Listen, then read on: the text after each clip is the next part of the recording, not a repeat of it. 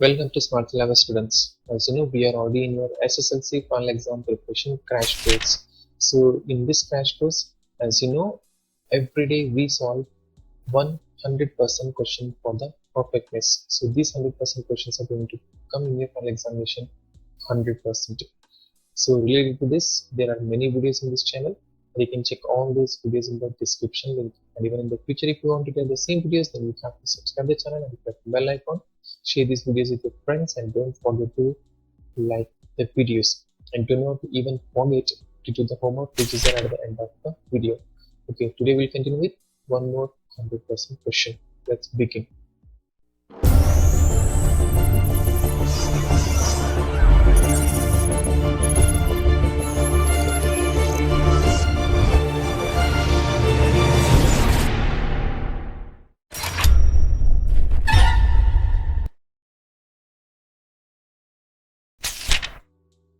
Dear students, as you know, we are already in the topic called polynomials. So we are dealing with the 100% questions which are going to appear in this topic. That's polynomials. So related to polynomials, only there are two videos which are there in the description link. You can check from that. Today we'll focus on one more important question which is there in this topic now. As you can see, students, there are four important points in this section. The first one is finding zeros of the polynomial. Related to this, already the video is there. Then forming, or you can say the framing a quadratic polynomial when sum and products of the roots are given. So even this we have already covered.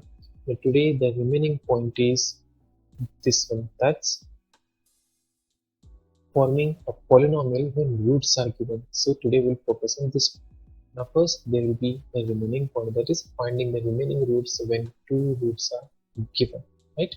Okay, let's focus on this point of how to form a quadratic polynomial when roots are given. So as you know, students, in the previous video, to form a quadratic polynomial when the sum and products of the roots are given, we have used a formula, this one, right? So if you have not seen this video, then you can check in the description. The formula is the polynomial is equal to x square minus alpha plus beta into x plus alpha beta. So today again to form the polynomial when zeros are given, I can see when the roots are given, we are going to use the same formula. So for two different sums we are going to use the same formula. When the sum and product is given, the same formula. When the roots are given or the zeros are given, same formula we are going to use. Let's check in the sums how we can use this formula. Here is the first sum. Find the quadratic polynomial whose zeros are root 3 and minus root 3. Okay, the solution part. So before moving further, first let's consider the zeros b. Let the zeros be alpha and beta. You can take m and n, or in some schools they might have taken p and q, x and y. There were just some symbols we have to consider. Now here alpha is equal to, say it is 1 root, that's root 3, and beta is equal to 1 more, that's minus root 3. Now we have to frame this equation now, right? So to frame this equation we need alpha plus beta and we need alpha into beta. So first let's find out for this alpha plus beta. Now alpha plus beta, alpha is root 3 plus beta is minus root 3, that's equal to root 3 as it is, plus into minus root 3, that's equal to root 3 minus root 3 is 0, right? So this is alpha plus beta. Now go for alpha into beta. Okay, alpha into beta, that's equal to alpha is root 3 into beta is minus root 3. Okay, plus into minus root 3 into root 3.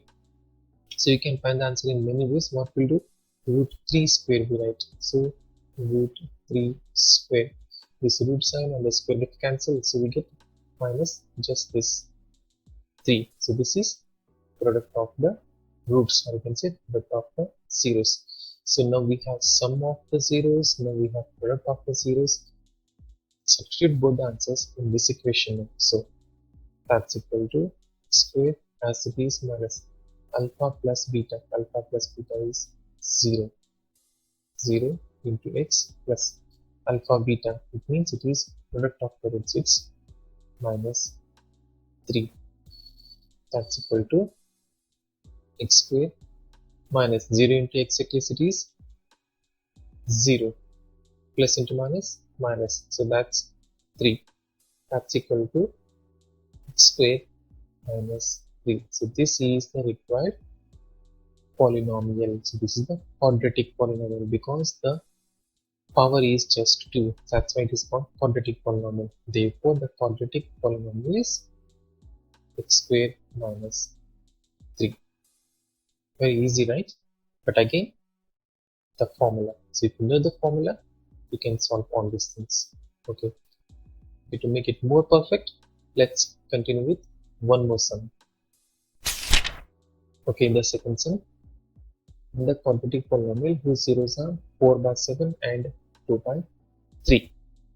Okay. First write the solution part.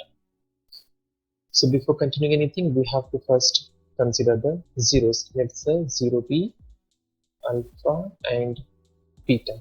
Okay. Here alpha is 4 by 7 and beta is 2 by 3. So as you can see in the equation, we need alpha plus beta and we need alpha into beta. So first find out what is alpha plus beta. Okay. Now alpha plus beta. Alpha is 4 by 7 plus beta is 2 by 3. Okay, we have to solve these two rational numbers now. Now, what's LCM? 7 and 2 doesn't come in the same table, therefore the LCM is product of these two numbers, that's 21. In 7 table when 21 comes, it's by 3 sum. In 3 table when 21 comes, it's by 7 sum. So 4 3s are, it's 12 plus 7 2s are, it's 14. That's equal to 14 plus 12 is 26 by 21. So if it is possible that we can divide these numbers, then we have to divide. Otherwise, just leave the numbers like that only. But here it is impossible because when it's odd number, one more is the even number. We cannot divide them. Okay, this is the final answer for alpha plus beta. In similar way, find out what is the product of alpha into beta. So alpha is 4 by 7 into beta is 2 by 3. Okay, just check whether by in this cross way can we divide any numbers, or in up and down can we divide some numbers. No, we cannot divide any number. So what we do, just multiply numerator and numerator, denominator and denominator. So 4 2s are, it's 8, 7 3s are 21. So this is alpha into beta. Let's substitute both alpha plus beta and alpha into beta in this equation. Okay, that's equal to x square as it is minus alpha plus beta is 26 by 21 into x plus alpha into beta is 8 upon 21. So this is the required polynomial. But in the first video related to the polynomial, students, we have already discussed that in the denominator numbers should not remain. So what we do usually, in the denominator whatever the number remains, we multiply entire equation with that. So as you can see here in the denominator there is 21. Even here in the denominator it's a 21. So we have to multiply entire equation by 21. That's equal to 21 x square minus multiply 21 into 26 by 21 as it is into x plus even here multiply by 21 into 8 upon 21. That's equal to 21 x square minus 21 let's cancel, so we get 26 x plus 21 gets cancelled, so we get 8. So now in the denominator there is no number now, right? So this is the required quadratic polynomial, right?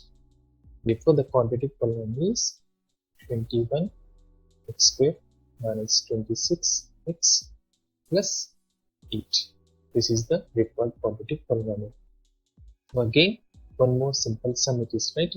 But this is the important part. If you know this formula, then only we can solve all these things. So make sure you know the formula before your examination. Okay, now to make it more perfect, we have homework formula. Okay, now the homework part. Find the quadratic polynomial of which the zeros are given in the table. So as you can see, zeros are given.